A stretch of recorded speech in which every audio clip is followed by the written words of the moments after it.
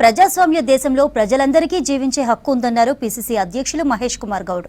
అందుకు విరుద్ధంగా దేశంలో కేంద్రం చర్యలు తీసుకుంటోందన్నారు. దేశంలో ఏ రకమైన హింసను కాంగ్రెస్ సమర్థించదని చెప్పారు. ప్రజా ఉద్యమాలలో ఎన్నో పోరాటాలు చేసిన మావోయిస్టులను కేంద్రం చేపట్టిన ఆపరేషన్ కగార్లో అసూలు బాసారన్నారు. కర్రెగుట్టల్లో నరమేధాన్ని అరికట్టేందుకు శాంతి చర్చలకు అవకాశం కల్పించాల్సిన బాధ్యత కేంద్రంపై ఉందన్నారు. హైదరాబాద్ బాగ్ లింగంపల్లిలోని సుందరయ్య విజ్ఞాన కేంద్రంలో నిర్వహించిన శాంతి చర్చల కమిటీ రౌండ్ టేబుల్ సమావేశంలో పాల్గొన్నారు మహేష్ కుమార్.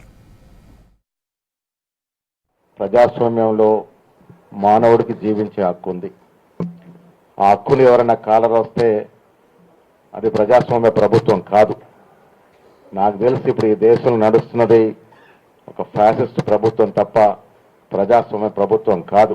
కర్రగుట్ట ప్రాంతంలో దాదాపు 10,000 మంది పోలీస్ ఫోర్సెస్ ఆ ప్రాంతాన్ని చుట్టుముట్టినప్పుడు ఆలస్యమైనా మేము చర్చలకు సిద్ధంగా ఉన్నాం, మేము ఆయుధాలను వదులుతాం, చర్చలకు ఆహ్వానించని అడిగినప్పుడు ఏ కనికరమున్న ప్రధానమంత్రి అయినా చర్చలకు ఆహ్వానించి ఉండాల్సింది, కానీ అది చేయలేదు.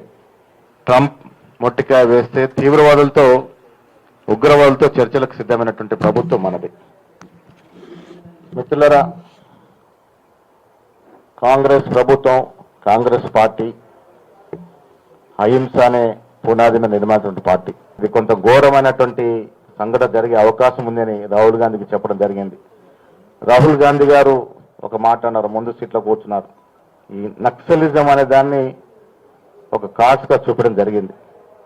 అప్పుడు రేవంత్ రెడ్డి గారు స్పందిస్తూ, నేను రేపే ఇక్కడ ఆల్ పార్టీస్ని వస్తూ ఉన్నారు, నేను కలుస్తూ ఉన్నాను, ఈ విషయంలో నేను మాట్లాడతాను అనే మాట చెప్పడం జరిగింది. ఇవాళ మోడీ, అమిత్ షా దీని శాంతి భద్రతల సమస్యగా చూపించి నక్సలిజం ఎలిమినేట్ చేస్తూ ఉన్నారంటే ఇది శాంతి భద్రతల కోసం కాదు. ఈ గుర్తెదారి పంతాన్ని ఎంచుకున్నటువంటి ప్రభుత్వం పెద్ద పెద్ద వ్యాపార సంస్థల చేతుల్లోకి ఆ సంపద పంపించాలి. కాబట్టి అక్కడ నక్సలిజాన్ని ఎరాడికేట్ చేస్తే, నిర్మూలిస్తే యథేచ్ఛగా వీళ్ళు అక్కడ వ్యాపారం చేసుకోవచ్చని దాన్ని సాకుగా చూపి అదానీ, అంబానీ లాంటి వాళ్ళని పెంపొందించేందుకు, వాళ్ళ చేతుల్లోకి ఈ దేశ సంపద నింపేందుకు ఈ దుశ్చర్యకు పాల్పడ్డారని నేనైతే నమ్ముతా ఉన్నాను. వారికి నచ్చితే సరి, నచ్చకుంటే ఎంతో దూరమైన పోయే ప్రయత్నం ఇప్పుడు కేంద్రంలో ఉన్నటువంటి పెద్ద మనుషులు చేస్తూ ఉన్నారు.